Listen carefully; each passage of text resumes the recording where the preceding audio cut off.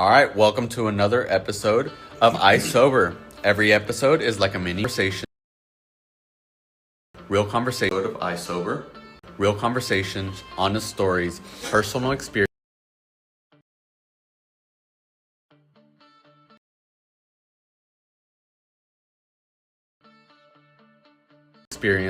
recovery lessons. All right, welcome to another episode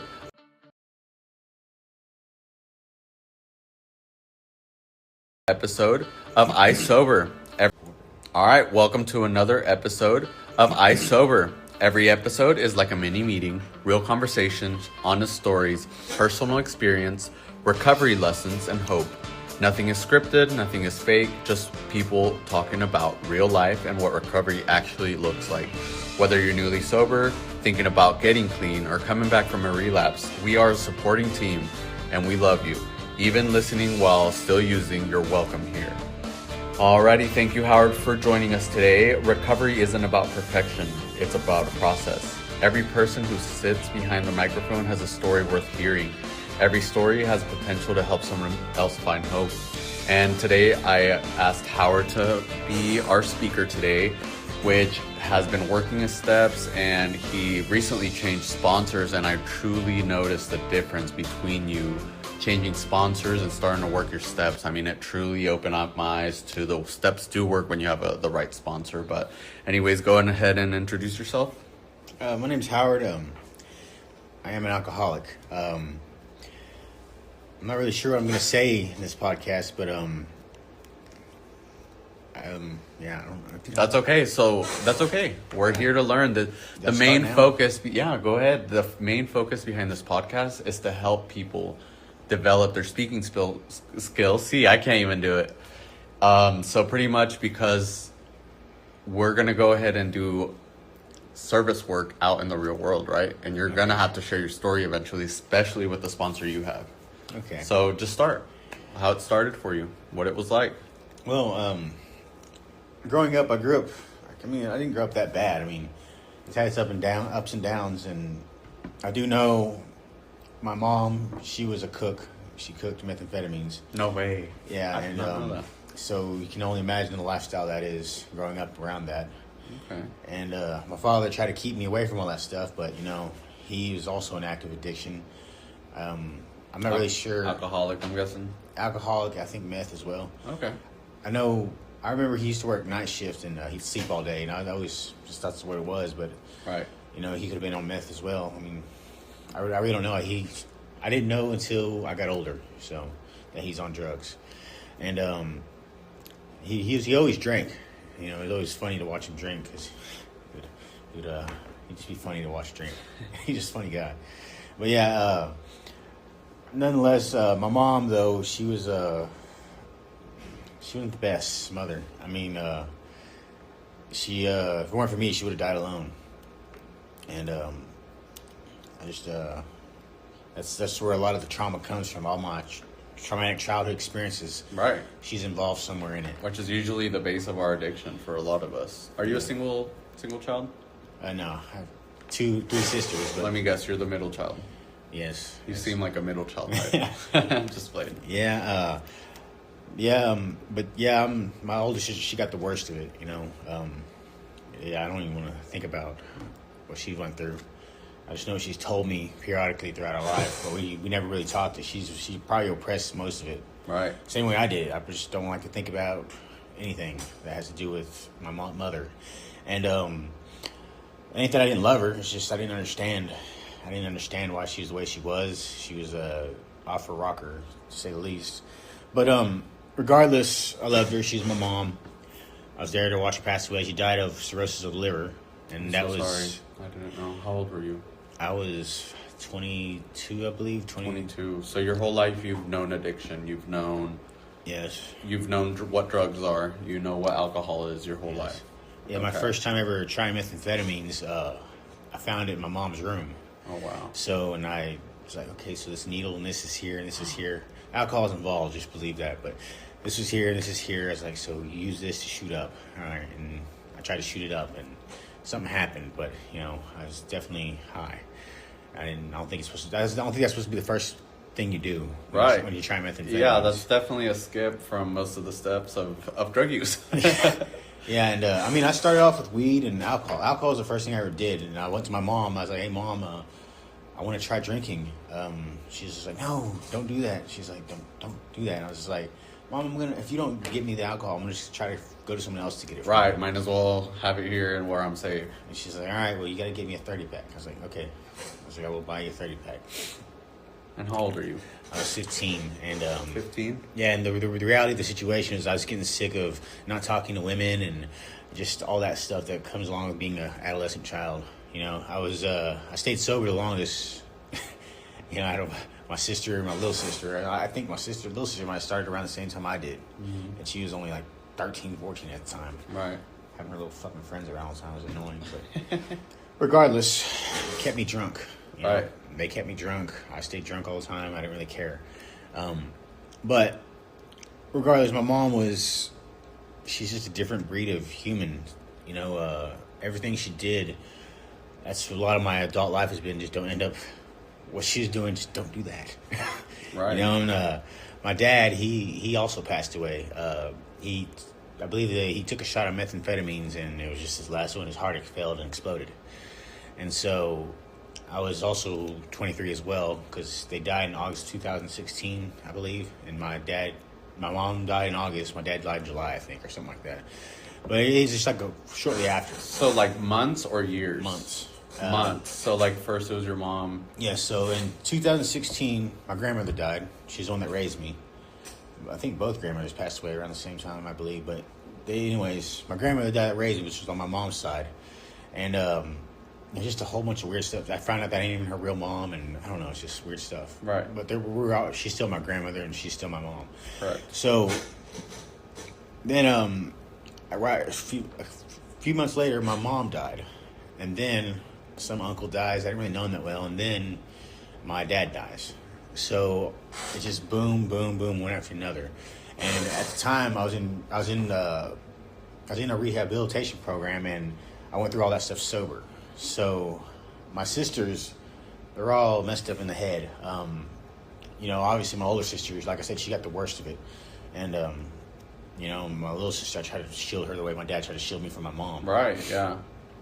I did, you know, but, you know, my little sister, man, you know, it's just, she's lucky, you know. But, it's neither here nor there. She's also an active addiction. I think she's trying to get clean. Sister, she's still an active addiction as far as I know. Also, I believe she should be trying to get clean because she's already almost passed away from cirrhosis of liver or something like that. She has problems with alcohol, and she quit. And me, I just I stayed sober, you know, for the most part. I was on this stuff called Kratom, but, you know, that wasn't really nothing at the time. It wasn't really nothing at the time until it came time to quit. Right. Then I started realizing, so this is what this does. I'm just going to need it all the time. And they're like, yeah, it's kind of how it works. You know, I've come to realize that Kratom is one of the most hardest things to detox from. Yeah. I personally had an experience with it, and with someone I was, you know, friends with, and yeah, it was a very hard detox. I mean, it was the saddest thing I've ever seen. And, you know, I've seen people go through detox, but that Kratom, man, yeah, it was wild. 2 times, it was very sad.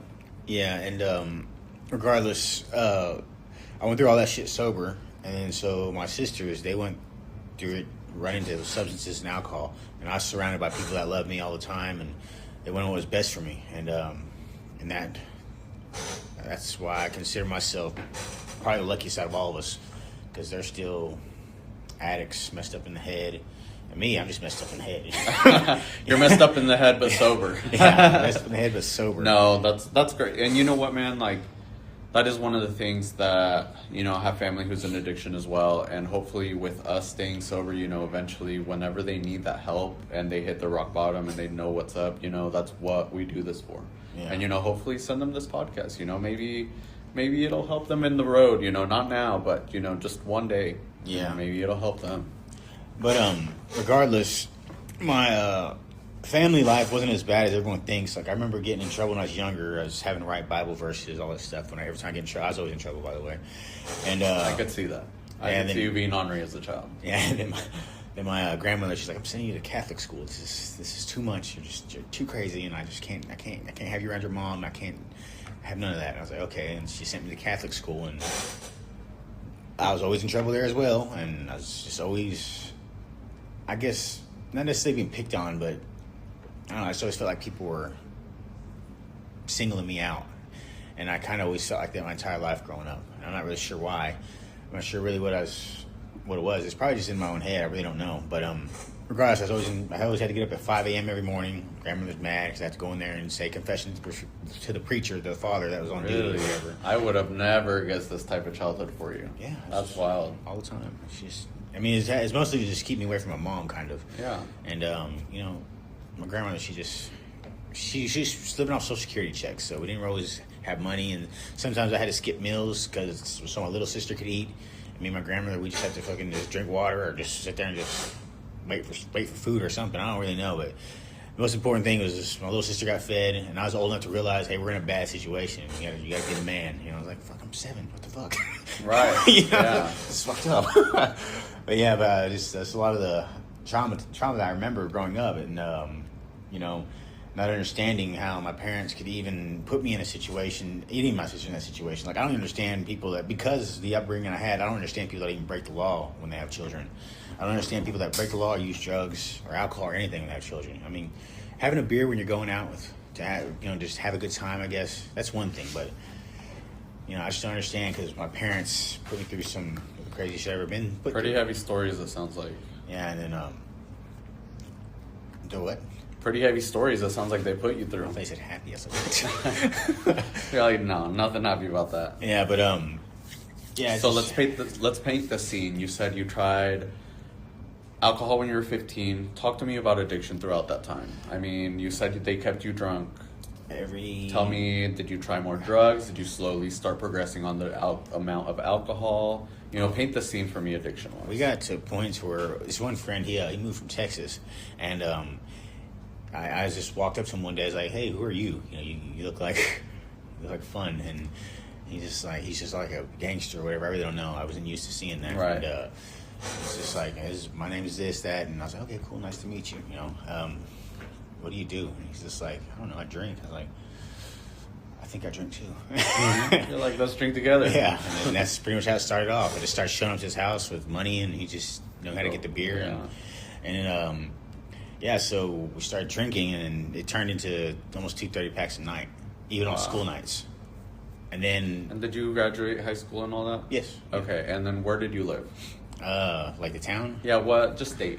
The state, Oklahoma. You've been in Okie your whole life? Yeah. Okay, all right. Yeah, but so regardless, he came from Texas, and so Right. he's just a different breed of person I've never seen Right, before. I wasn't familiar with it. I was You're like, not used to people from other places. You're in Okie. Yeah, and so I was just like, wow, this guy's interesting, you know. So we started drinking all the time, and it turned into almost every night, and then I guess through him, I got introduced to another group of people, and it was females, and so I was like, oh shit, this is my time to shine. Yeah, and now this is fun. Yeah, Yeah. now it's not so bad, you know. Yeah. And then, so we started skipping lunch, or going out for lunch and getting high and drinking a little bit too, and then coming back smelling like weed and everything. What the hell, you know?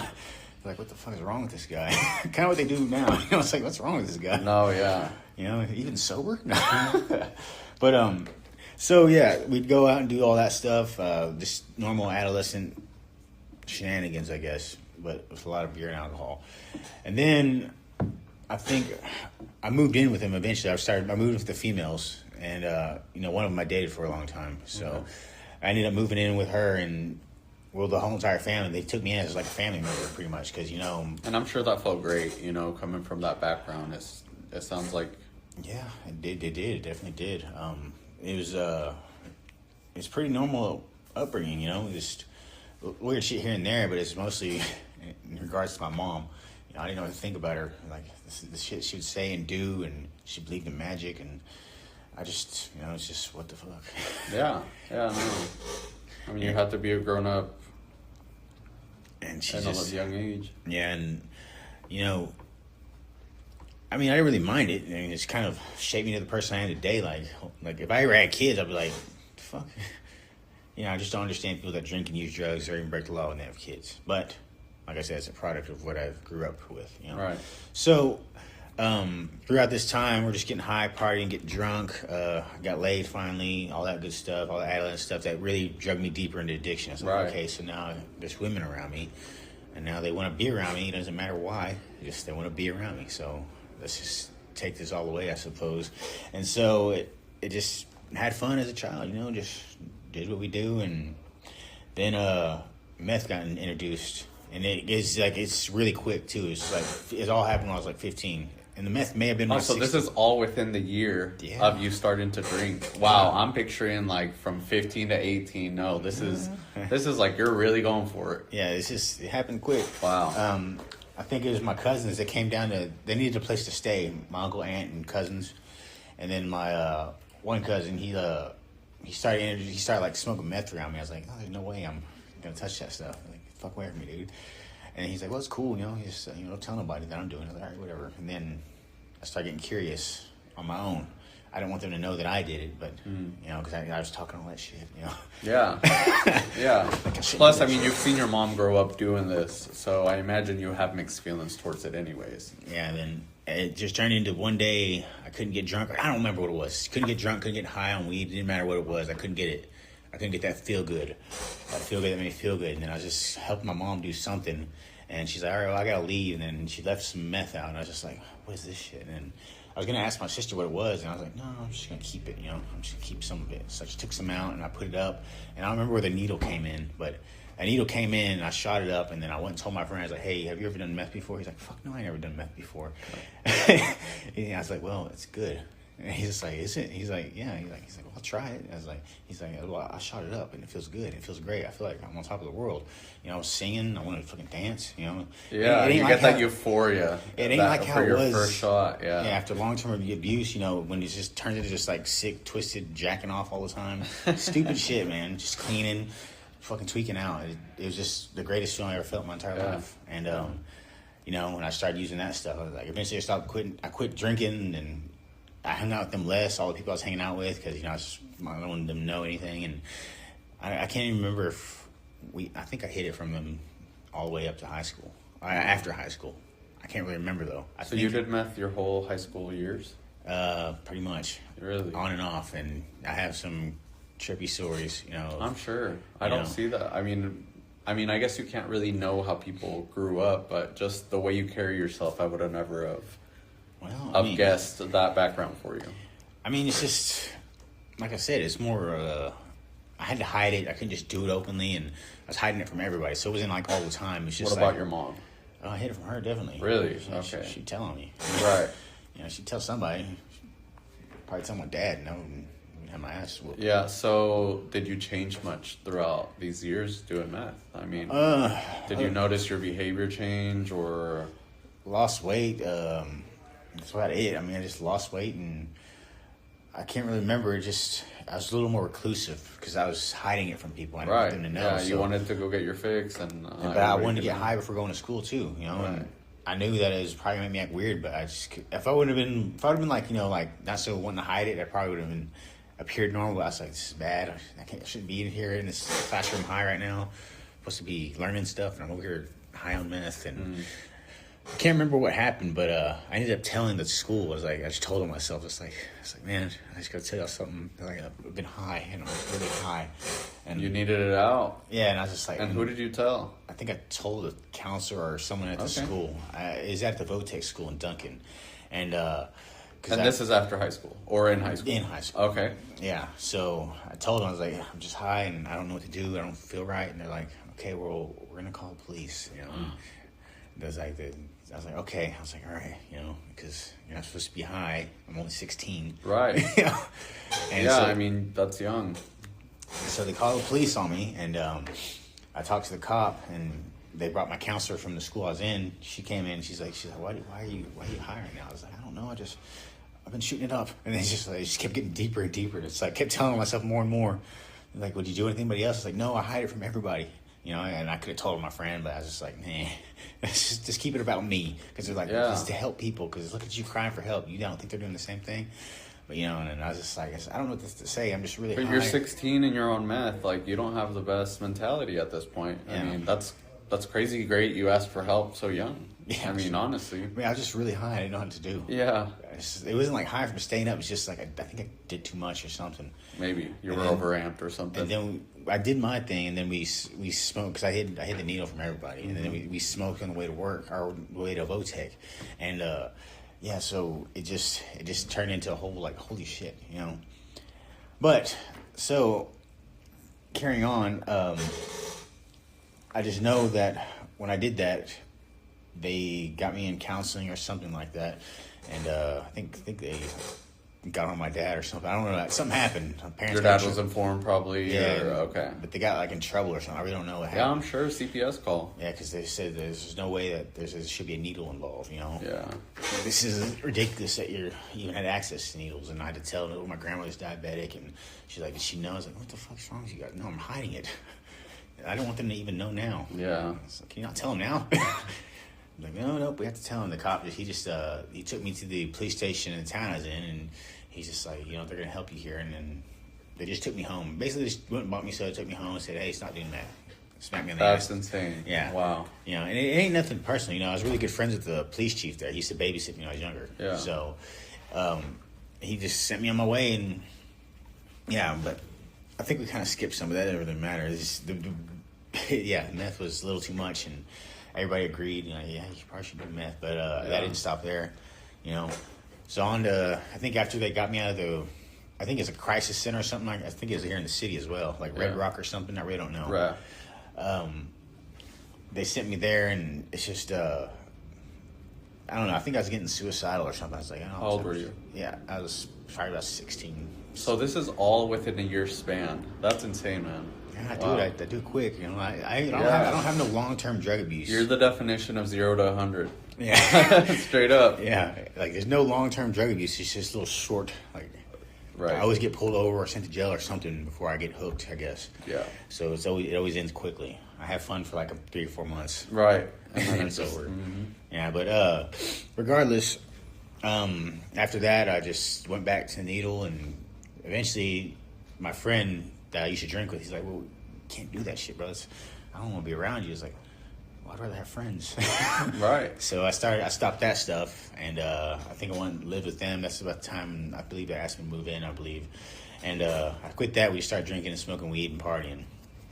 Yes, I guess it's better than that, you know, than meth. You know, I think anybody can agree that drinking and smoking weed is probably better than meth. I mean, they all have a root issue when you're an addict, I feel like, but it is, yes, a step up. I mean, 0 to 100, like you said. yeah, I mean, I completely feel you on that. Yeah, but like I said, we just started drinking, doing all that good stuff, and I can't really remember a whole lot because I was just drunk and high all the time. And I know I'm kind of jumping around, but it's No, just that's kind of... fine. You're painting the pictures for us. You're fine. Yeah, it's kind of all flooding back. I know once I got off meth, now I started drinking and doing stupid shit. So I started hanging out with this one guy, and he liked to steal shit, you know. And I've stolen shit myself before, but I never got caught. I'm not stupid. Yeah. You know, and then he would get drunk and steal shit, and then one day he got caught. And I was there. I was there when they stole stuff, but I just threw it off on a little girl's back. I was just drunk, you know. And I didn't think nothing of it, but they stole like a speaker, and it's at my cousin's house. That's the crazy part. I didn't know it was my cousin's house. Damn it. Yeah, you're drunk. I mean, you're not being a recluse no more because you're off meth. You know, you're onto the fun drinking. You know, goofy. You know, I could see it. So in a way, I kind of stole my little cousin's little girly bike. You know, I could really see that on you. and I was just driving off, ding, ding, you know, honking the horn and stuff, Yeah. and driving off, and they were hitting them for like a speaker and a bunch of other stuff, and so I think a laptop or something. I can't really remember exactly what it was, but it doesn't matter. I took the fall for pretty much everything because the dude, he goes out all the time and does it. Me, we kind of just did it once, you know, and so he goes off, he gets caught, and he tells on us. And one day the police picked both of us up, and we didn't happen to just not be high or drunk, so we got lucky in that aspect. And they brought us in for questioning, and the cop who raised me, who babysitting me when I was younger, he brought me in for questioning, and the other guy, he got the hard ass. And I heard him over there getting questioned. He started crying, and I was like, holy shit. there's no way this guy's gonna survive prison. And I was only 18. I was just as scared as he was. But I ain't gonna show it. Right. You know, so and I was with the police officer I knew growing up. So he started crying, and I heard him crying like, "No, please!" And then I was just like, "I did it." I was like, "I did it all. It was me. He had nothing to do with it. You know, we were drinking, but we took off, right? And he had nothing to do with it. And you know, I kind of regret doing that because he's killing himself with alcohol now. Dang it. You know, and he has children. He lost his girl, lost his kids, and it's just a sad thing to see. Really, it is. And you know, maybe it's just how the cards are gonna be played, or we don't know. I hope he gets sober one day because I've never seen him not drunk my entire life. But nonetheless, I took the charge because of my cooperation. You know, I just told him it was all me. A little shithead that told me, I said, yeah, he's there too. Fuck that motherfucker. Because of my cooperation with him, they just said, hey, well, here's what we're going to do. He's like, you ain't going to get prison time, you know. Like, that's what he's telling me. So if there's anything else you should go ahead and just tell us. It's like, okay, I stole a laptop once. God, you're just letting everything go. Are you that type, Howard? Kind of, yeah. I could tell. It had nothing to do with the charge. Jesus. I was just like, okay. You get in trouble for one thing, you're like, these are my darkest secrets. Yeah, I said, okay. I stole a laptop too. And he's like, okay. That's funny. We actually had the OSB on investigating that. And he's like, I'm glad you told us that because that was important. It'll make it better for you, ultimately. He's like, that's an important laptop. And so... Moving along, I told on myself, had to sit in jail. And, so you're in trouble for the first time, and this is, yeah. And then the whole time, these guys are just joking around. I was like, dude, you're probably going to go to prison and get raped. I said, really? I was like, what do I do to stop it? They're like, first off, you got to work out. And he's like, do you have any tattoos? And I was like, no, I don't have no fucking tattoos. Please tell me that's not why you got your first tattoo. I mean, I got my first... No, the ones in Dallas County, I got those in Dallas County. Okay. I got arrested over there. That was my first tattoo, but they just kept talking in Spanish to me. I was like, and I just got the native tattoo, and you know, and he's like, "You want this?" You're like, hey, I'm not Mexican. Yeah, I always try to talk to you in Spanish. Yeah, I always try. Even now, I know what you are.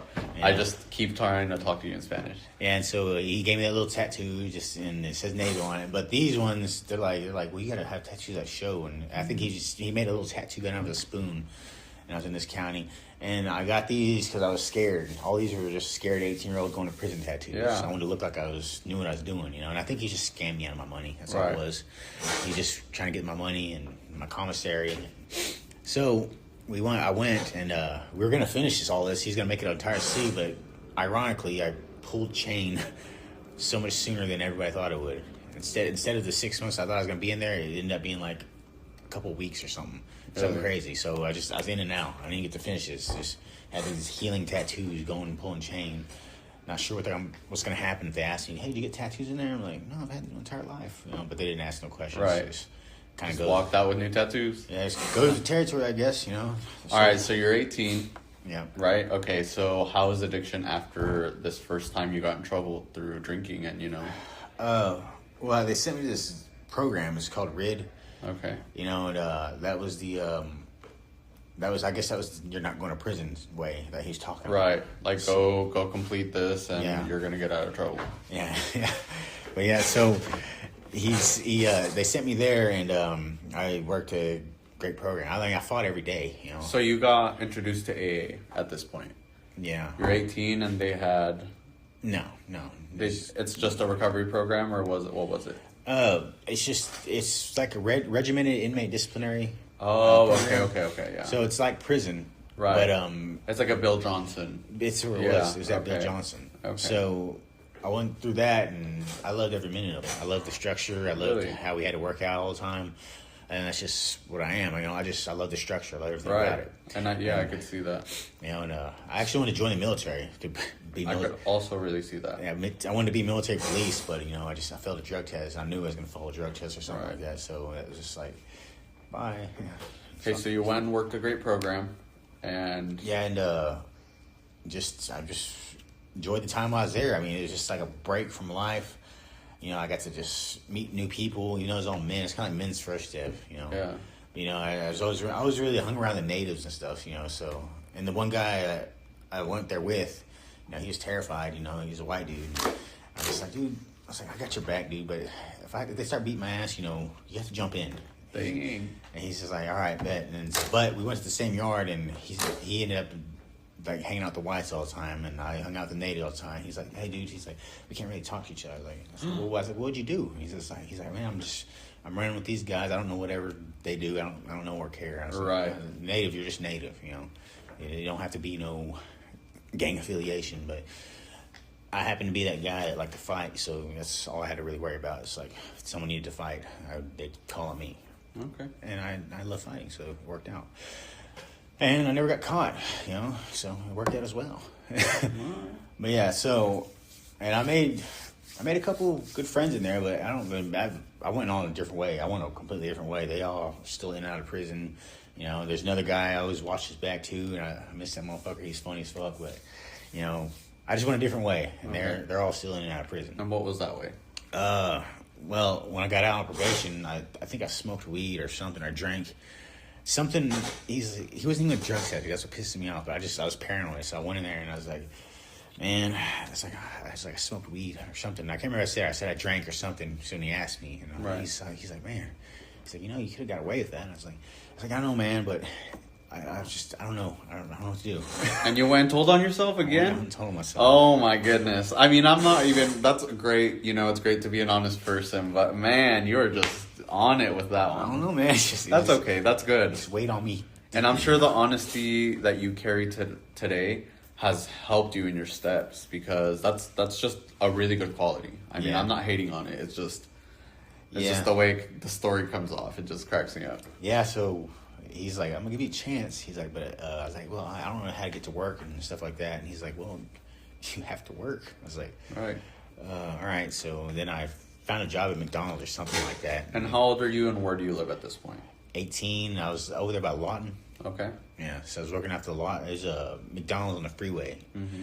So I was finding a ride from work. I had a ride from work. My grandmother was giving me, I think my grandmother still is alive. Yeah, she's giving me a ride to work. It's all flooding back in, so the story. That's okay. That's all right. It's your story. It's the stuff I like to oppress, you know. So yeah. But she's giving me a ride to and from work, and then I got fired in like 2 weeks or something like that. I don't remember what happened, but I was just like going to be this big drug dealer. I didn't really know what the hell I was doing, but McDonald's just wasn't working for me.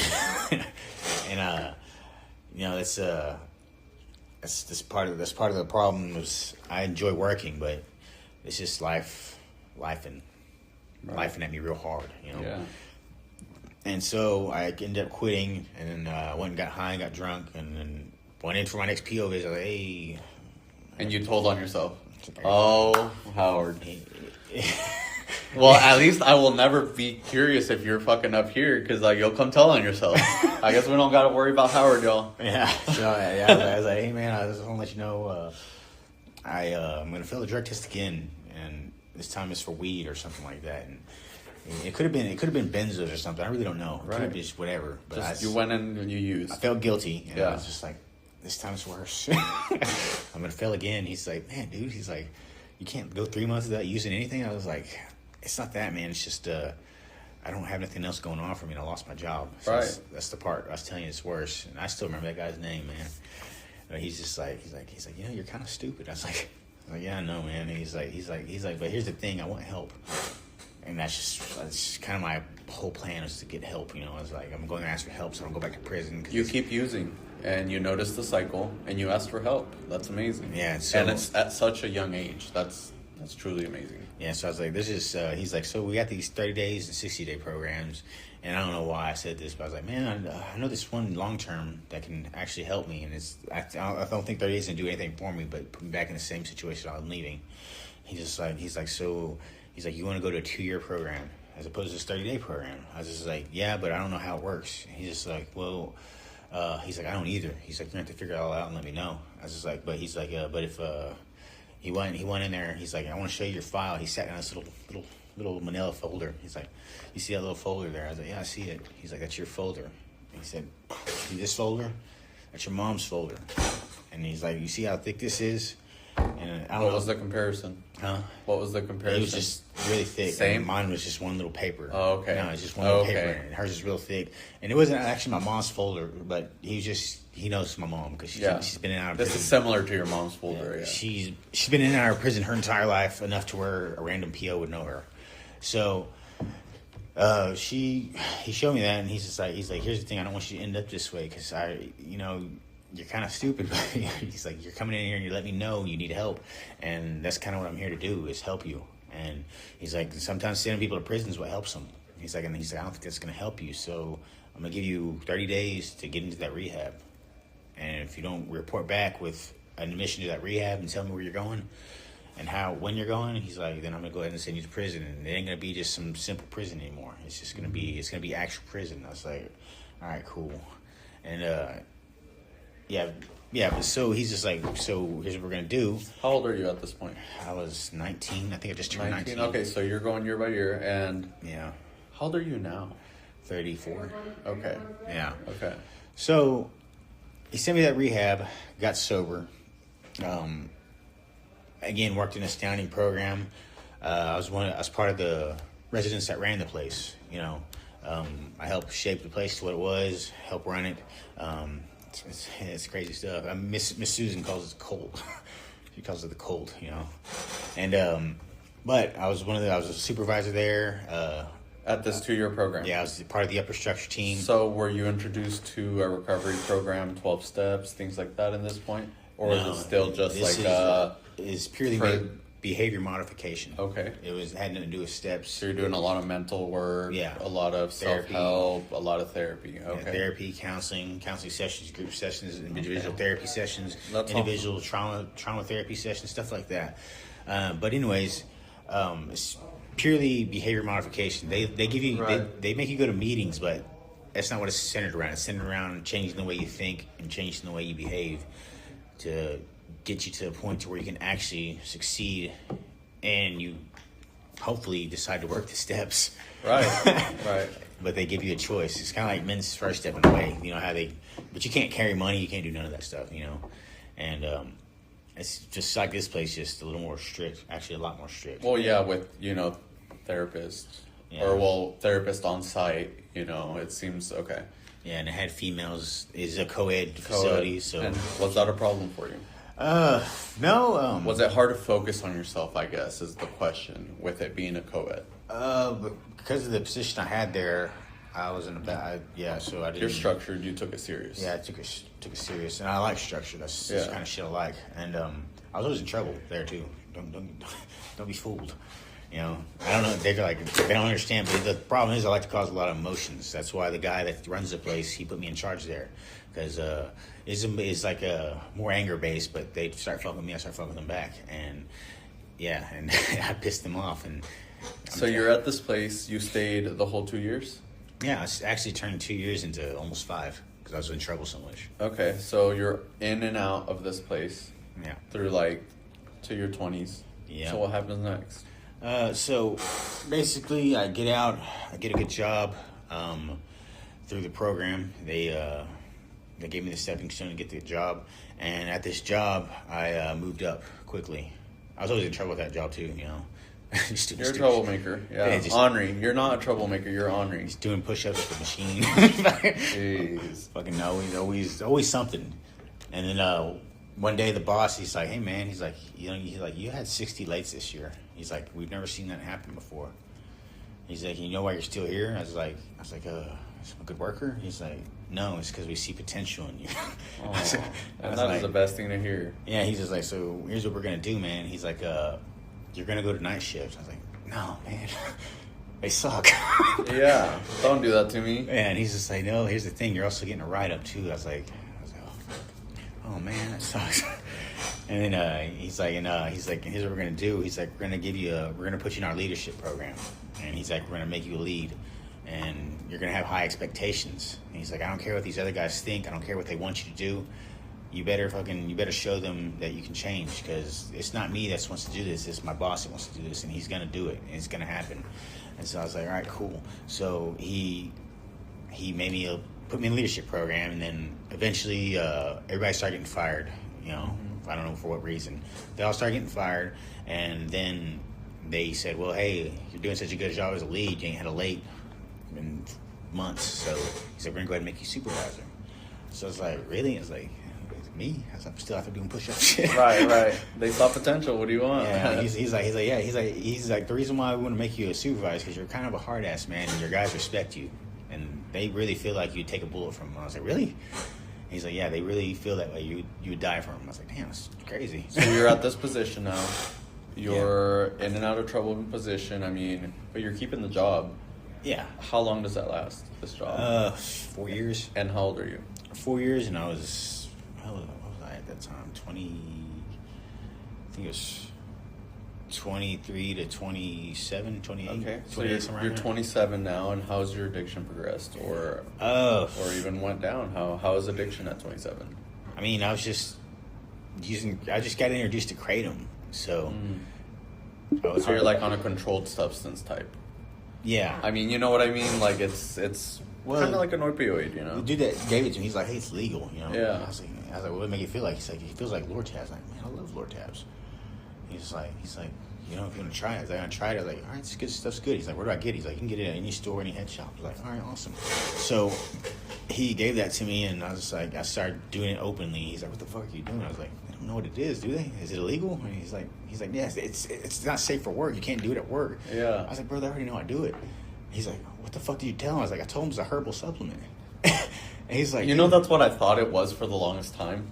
Yeah. Everybody that would tell me about it would tell me it's a herbal supplement. It's like a natural thing. Yeah. Until I got here. That's Yeah. when I learned about what kratom was truly. Yeah, I didn't know how awful it could be. Yeah. I saw one of my roommates. He tried to clean off it, because I kind of got him hooked on it too. Yeah. But yeah, it's fucking crazy. Watch him get off it. So you're on kratom off and on throughout years, I'm guessing? Yeah, I mean, it was just I was on it to a point to where I was like, I ain't gonna hide it, you know. It's legal. You know, that's kind of where my head was at. Right. So I guess it'd be like alcohol. Yeah, it is, actually, and that's kind of that was going to my mind. It's like, well, I'm not an addict because I'm not doing illegal drugs. Yeah. I'm drinking, you know, doing something that they sell at stores. Yeah. You know. And then I think I was vaping, but no alcohol. Okay. I only drank on special occasions. Right. Shit, I didn't even drink on my birthday, so it had to be pretty fucking special. You know, I drank probably 3 times in 10 years. So Okay. actually, that's what it was. And That's really good. That's while I was in that rehab. That's what's crazy. Jeez. So you went out. Wow. Yeah, I got a DUI while I was there. I don't know if you know that. At the rehab? You know, while Really? I was in Oklahoma over here visiting, and we got alcohol. I'm like, Dang it. I was like, all right, I'll drink with you. And then I got drunk. I was like, let's go to the strip club. And yeah, I got pulled over. Okay, so you're at this job. You now take kratom. Yeah. So moving forward into progressive addiction. I mean, what got you here? So I think I changed jobs. I got laid off from that job, and he's like, hey, you're a great worker, and you need to go work at this job. And I think at the time, I was like, my roommate started using meth or something, and I can't really remember. But anyways, I found it. I was like, man, I want to take a hit. I remember these days, you know, the meth days. And I took a hit, and I got high, and I didn't like it, you know. And I said, okay, so I'm going to smoke some weed and try to calm down because I don't like this feeling. What's the age? I think it'd be 28 or 29. Okay. It was in 2020. Because I remember when I was transitioning jobs, I took 2 months off to, I got sick. I got caught COVID. But I got sick, and I took 2 months off work. Well, I took 2 months off. The job that was available for me, I took 2 months off. So, hey, I ain't going to be available for 2 months. Right. You know, I'm going to take vacation because I ain't took vacation in about 3 or 4 years. Right. That's understandable. The job will be here. So I got hired there. Hired me on the spot.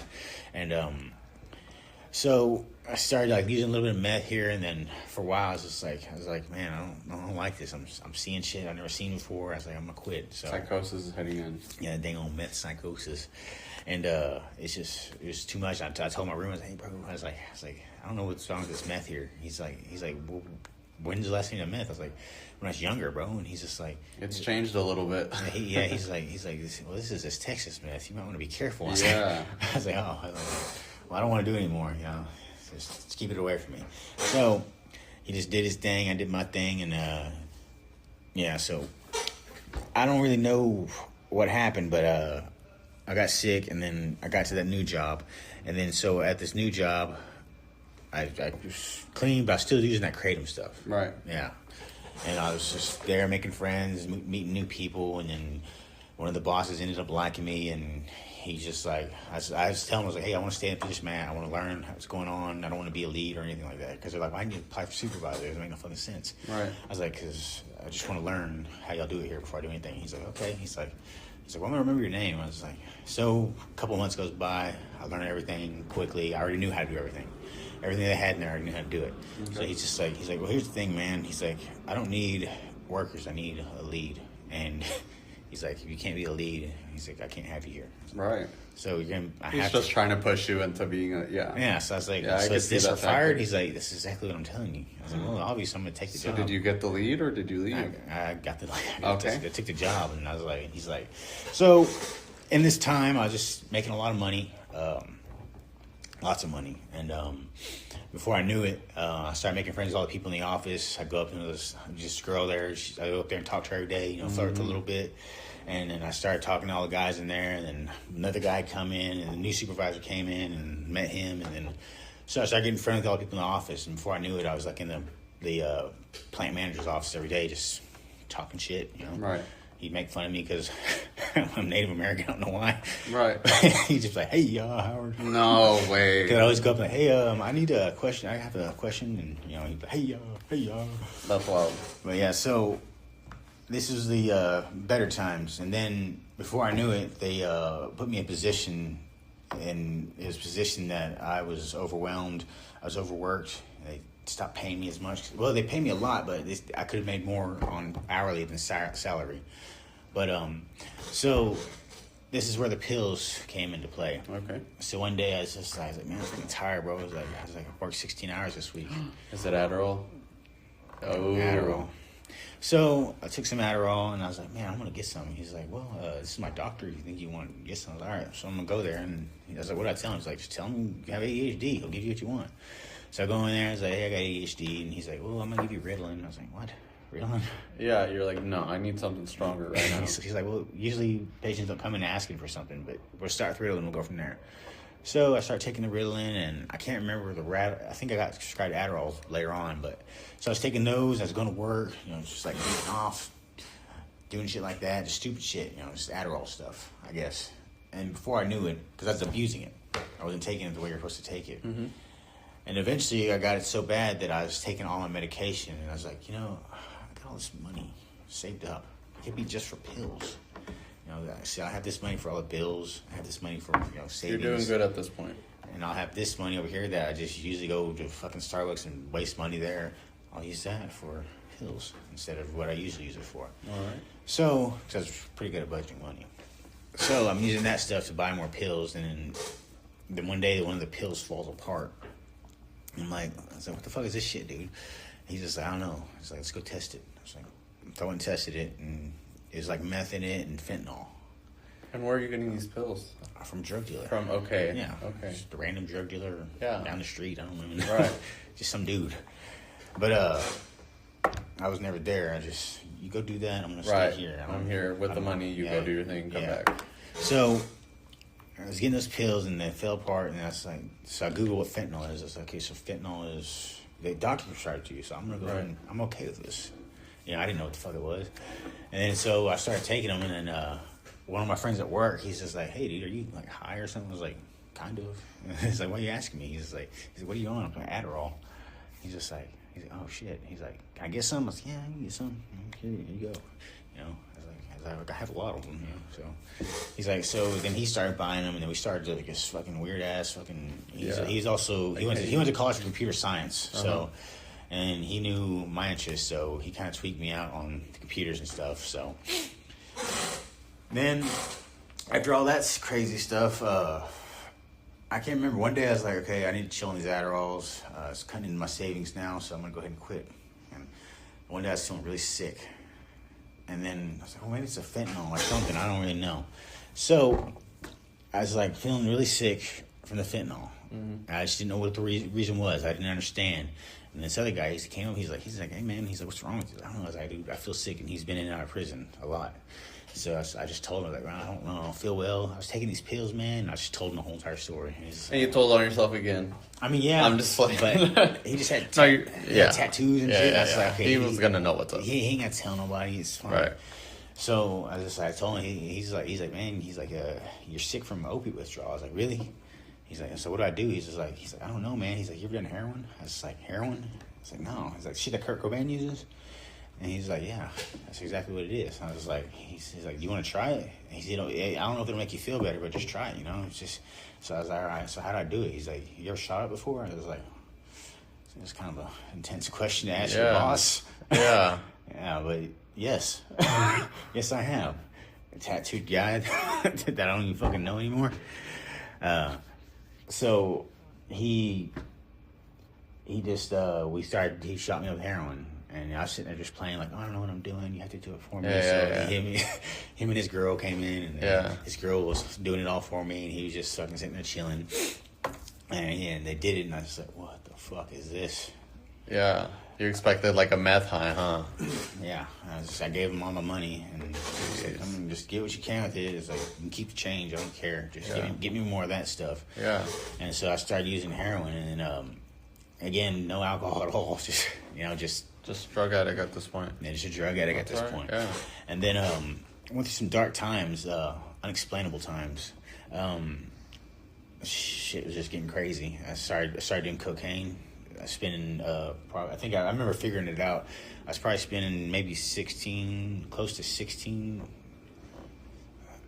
It's just an unbelievable amount. It doesn't even matter.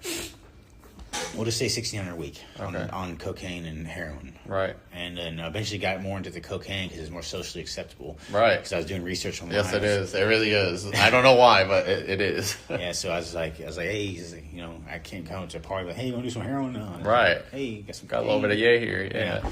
So that was cool. They didn't mind it. Nobody knew what I was doing. So eventually, one day my boss is like, hey, dude, he's like, bro, you lost a lot of weight. I was like, no, I didn't. He's like, bro, you lost 100 pounds. I was like, yeah. I mean, they got me on this medication, this Ritalin and stuff, and Adderall. He's like, well, maybe they should take you off because you don't look sick. He didn't say I look sick. Cause I was like, what? I look sick or something? He was trying to hint at you, yeah. Yeah. He's like, I don't want to get in your personal life, man. But whatever you got going on, you need to figure it out really fucking quick. Right. We can't have you. This company's a startup. We can't have you causing any failures here. So I was like, all right, cool, whatever, man. That's cool. So don't do drugs while at work is all I heard. So I stopped using at work. So I just I go work all day and wait till I get off, then go use. Mm-hmm. So I started doing all that stuff, and then I can't remember where meth came back into play. I don't know, this dude I used to live with, he's coming over or something, and he does meth, and he doesn't do everything else. So I was like, well, I'll just buy meth, you use that, and I'll just do my thing over here. And he's like, all right, that's cool. And so he ended up getting on it as well. And he got off it though. Right. And so I ended up going to detox for it. But okay, and at this point, did you ask someone for help? Did you already know about detoxes? How did that work? I just went to the hospital. Like, hey, you went to the hospital? Okay. I don't know what's wrong with me. I feel sick. And they're like, well, it's like you're having a withdrawal. And I was like, well, why do I feel like I'm dying? She's like, well, you're not going to die, but she's like, you're going to feel awful. I was like, so what do I do? She's like, well, we're going to help you. I was like, okay. Yeah. I was like, I don't know if you're going to send me somewhere. She's like, no, we're going to do it all here. And I just happened to pick the one hospital that was known for getting people through heroin withdrawals. Really? That's what they do. Opiate withdrawals, heroin withdrawals, fentanyl withdrawals. And that's what they specialize in. Okay. And then one day, the dude that got me hooked on it, he showed up to visit. He's like, hey, man, you doing all right? I was like, yeah. He's like, I got some heroin. You want some? At the detox center? Yeah, at the detox You're center. kidding. I was like, for real, dude? He's like, yeah. I was like, I kind of want to do it. He's like, well, how did you do it in the detox? So he put it in my IV. Oh my goodness. That is wild. Yeah, he put it in my IV, and the nurse came in, and I was just like, hey. You're on the top of your life right now. You're freaking high as hell. Yeah, so I was like, hey, I kind of want to leave. She's like, please don't leave. She's like, please don't leave. She's like, you can't leave. I was just like, I can leave. dude, are you gonna stop me? She's like, we can't stop you, but she's like, just please don't leave. And she's like, we want to help you, and this is your last chance. Please don't leave. And I was just like, well, I'm gonna leave. And she's like, well, she's like, I don't know what to say, but just good luck. I was like, all right. And you left. Thank you. Yeah, so, and I kept the IV in, too. No. Yeah, I was like, I have this little IV in, I can just do that again. And no way. Yeah, so she, I think I tried to go back for detox again, because I started feeling like, man, why'd I leave? That's so fucking stupid. Initially, you're like, this was a mistake. Yeah. So you so go back stupid. to detox. Yeah, I'm behind on rent. Why would I do that? Why would I do that? She's fucking pissed off at me already. I'm behind on rent, and I left the only help that I had. Mm-hmm. And I went back, and they're like, you're not really going through withdrawal right now. And is this in the city? No, it's in Fort Worth. Okay. And she's like, you can come back when the withdrawal starts, but but right now you're not going through withdrawal, so you have to wait till that happens because we can't help you. I was like, okay, that makes a lot more sense. And then I started feeling guilty, and I was like, maybe I should go to a different hospital. So I went to a different hospital. They got me through it, and it's a little bit worse. Actually. Yeah, they didn't specialize in heroin detox. Yeah. Yeah. So I imagine they were very new to it. Yeah. So they put me through it pretty hard, and it kind of made me suffer too. That's crazy. But I just I figured this busy hospital, whatever. Right. It don't even matter. But it did suck. But eventually, once the doctor got there, they gave me whatever they gave me, and I was like, okay, this is the last time. I'm never gonna touch that shit again. And no one's answering the fucking phone. I was like, I can't find a ride. No one's answering the phone. I was like, what the fuck? I think I might have got fired for, I don't know, just not showing up to work or something. I think I failed a drug test. It wasn't even my pee. That's the crazy part. Yeah. But yeah. So they I couldn't find a ride, so I called the guy and said, hey, bro.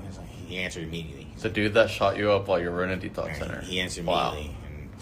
He's like, well, what are you gonna do? I was like, I think I'm gonna have my family come pick me up, man, or something. He's like, all right. He's like, so you're gonna go back to Oklahoma? He's like, yeah. And I was like, well, cool. I got a jersey for you. I was like, thanks. What is a jersey? Is that just the Oklahoma jersey? Oh, okay. I thought this was a drug term. Nah. I'm like, I don't know. He said a jersey gonna give me because he's been thinking about giving it to me. Okay. But so he gave me that jersey, and then gave me some clothes and some new shoes and shit, and it's all cool. And one of my friends, he came over, he gave me some clothes and some new shoes and shit, because I don't know why, I just had extra clothes. It's just shit. I don't. So where do you go after this? So my friend came and picked me up, and she took me to Lawton. Okay. And we were staying in Lawton. I was just like, what the fuck's wrong with these people? It's like, holy fuck, Yeah. It's just like, well, this is what the hood's like, I guess. And so it's whatever. So I was just like, whatever, I don't care. But eventually it turned into like, hey, I think I want to go back to Texas. And the girl I ended up dating, she showed up, and she's like, well, come stay with me for now until you figure out what you're going to do. And then eventually when we got there, she's like, yeah, actually, you ain't leaving anywhere, because we fucked and, did all that shit. She's like, y'all got attached. Yeah, she's like, you ain't leaving anywhere. I was like, well, I already called the guy. She's like, well, just go ahead and cancel it. I was like, all right, suck my dick, type shit like that.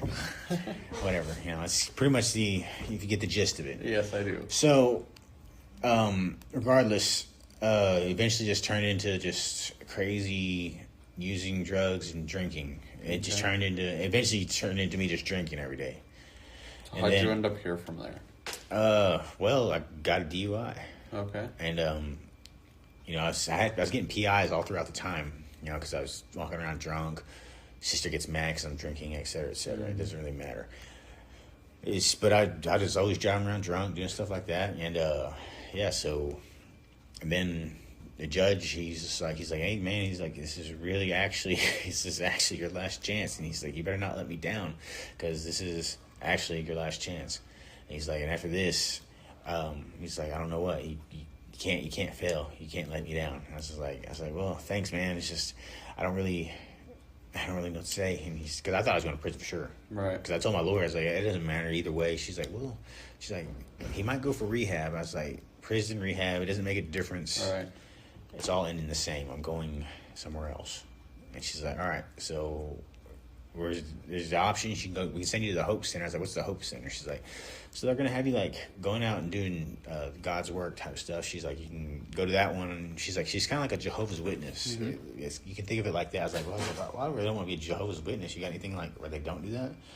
And she's like, okay, we're sending you to men's first step then. I was like, oh. The judge already said yes. She's like, yeah. Yeah. So they sent me here, and then here I am.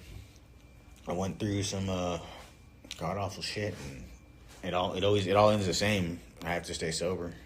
It's always been that. It's always been that, whether I liked it or not. I was supposed to be the sober one. And you're meant to be a beacon of light. Yeah. What can I say? Yeah. You know, it's just my I don't know. Maybe it's because I have the balls to stay sober. I don't really know.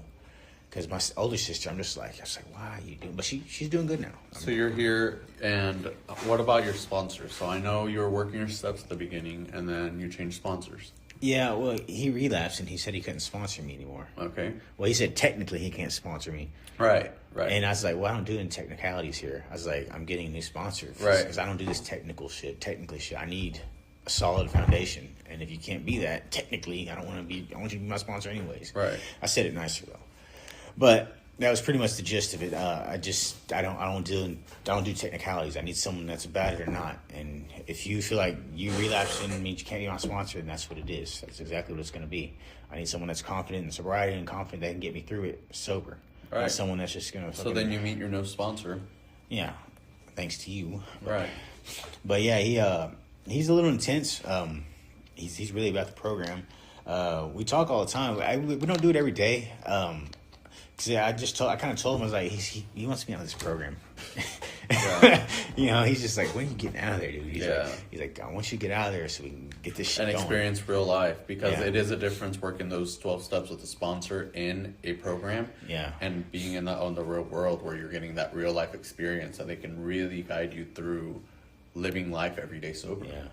And I just pretty much told him, I was like, well, I'm not really in crisis mode, so I might not call you every day, like, I guess, like the recommendations or whatever. Right, he's like, dude, that's fine. You know, it's fine. I'm busy, you know. Like, he knows you're safe here. He knows you're sober. He knows, right. But I was like, if I ever call you for a crisis reason, I'd probably just ask you. And pretty much my idea of AA is anytime I just think I should drink, I'm going to call him. Yeah. And it doesn't matter. Like in here, I don't really care, you know, because I'm not. Right, you don't have that temptation. Yeah, but when I get out in the world, if I just even so much as think I should drink, I'm gonna call him and say, hey man, I don't know what's going on today, having urges, et cetera, et cetera. So he actually restarted me on step 4. Good. Because he said, man, if you're too much of a pussy to call your grandfather and say apologize, not apologize, but you know what's it called, make amends. Make amends. If you're too much of we need to do that, then he's like, I got to put you back on step 4. He's like, and so I haven't really. You didn't get some character defects out. I mean, you didn't go through the 4th step. So now I've done it, but I just don't feel like it's perfected, I guess. I don't really know what the hold up is. I went through a little bit of a dark time here. And I stopped talking to him. I stopped caring. I don't know what was going on. I thought in my mind I was definitely going to prison. I don't really know what it was. Right. You backed yourself into a corner thinking, poor me, poor me. Yeah, so I just I started preparing for prison. So I was like, well, this is going to be simple. Just work out and fucking eat. Right. Real fucking simple. And then now it's just kind of like I'm getting all this other information. Like I got a new PO, and he's going to try to talk to the people in Wichita County and see if there's any way he can keep me from going to jail. Even if I do have to go to jail, you know, like I said, the food bank I just applied there. They said they would hire me. I have a good shot of getting a job there. Yes, you do.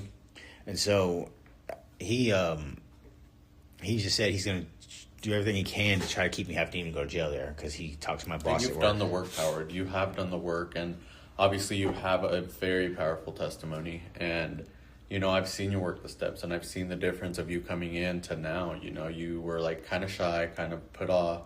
You know, you're kind of, like, to yourself, and now, you know, you go up to people, you say hi, you know, you're up to talking, you're doing a podcast, sharing your testimony, you know, that's things Howard a year ago would not do. And you got your 1-year chip today. I mean, that's amazing. It really does mean a lot to me, a whole year. You know that glows in the dark? That's what I was checking it. Yeah. Yeah. But I'm really thinking about, okay, there's a chance I might not go to prison, so I need to reevaluate how I'm going about this program. And so I immediately called my sponsor and I was like, hey, dude, it's like my bad. I know this looks bad, but they're forcing me to talk to you. If I don't talk to you, I'll lose my phone and privileges. And I was like, I don't think you're about that, but I've been trying to call you, you know? Yeah. And so we started talking again, and it didn't really matter where his head was at with that. It's just, I kind of need you to do this no matter what, you know? And I know how it sounds, but in my head, I just kind of felt like maybe that's what he needed to hear at the time. I need to talk to you whether you like it or not. So I told him that, and then we started talking again, and he's not really too worried about me working the steps per se. He's more worried about me getting out of this program and having a plan And moving on. Yeah. And we are working on that. So yeah, I think you have a solid way out. And I mean, so let me ask you this. What would you say to someone who repeatedly keeps going into like institutions like a rehab and detox and relapses? Like, where was your rock bottom for that? Where do you find pain to ask for help? Where do you ask pain to ask for help? You know, I guess I should reword that. Where do you find the courage out of that pain to ask for help? You know, I think first step's really the first time I ever asked for help this way. I know it's hard to do for us men To get vulnerable and do things like that. It's really hard for us to do that.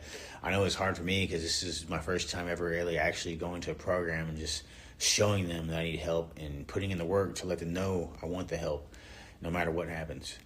And it's kind of hard. I know it's hard for men to do that.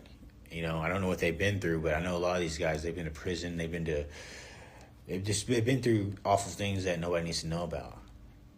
And I know how it is, and it's hard to do, and you just have to, I'd say to new guys, you have to start out showing, because you're already the worst of the worst. You have to start out showing them you want it, no matter what. You know, I should probably be dead 10 times over, but I don't care. I'm not stopping until I get what I want. And, you know, it's just, I've had a taste of what life can really be, and that's going to stay with me for the rest of my life, because I mean, it's just nice having money. Yeah. But it's not even about the money anymore. No, it's not. It's not even really about the freedom. It's about just knowing you're secure, knowing you're safe, knowing you have your health, knowing you have your mental sanity, knowing that you have all these things that people are losing on a day-to-day basis. You know, I don't understand it, but I've seen enough to know it doesn't have to be that way. You know, for anybody that is going through, especially this men's test program, I think this is the last chance for everybody that comes here. That's in my opinion. No, yeah. If you can't get it here, fuck, we'll keep trying till you get it, but damn, people die sometimes, you know? It's real out there. Yeah. Like Sonny John always says, addiction is out those gates doing push-ups. Yeah. And that is the realest thing. Yeah, that is. I mean, I'm a personal testimony to that. It's very real, and if you don't take it serious, you know, we know how it is. Yeah. Alrighty, man. Well, thank you. This is exactly what this podcast is created for. It's to help you dig in there and talk about your story and your memories. And hopefully this will draw you closer to your sponsor, to talk to them about more things, to, you know, get your testimony out there, because it's important. And I never would have guessed that from you, any of it. I'm probably going to show it to them. Yeah. You should. Yeah. Alrighty. Whether you are celebrating years of sobriety, like my man here, Howard, counting days, or still struggling in active addiction, don't give up. There are people who care, meetings you can attend, a solution that works. Thank you for being a part of this journey.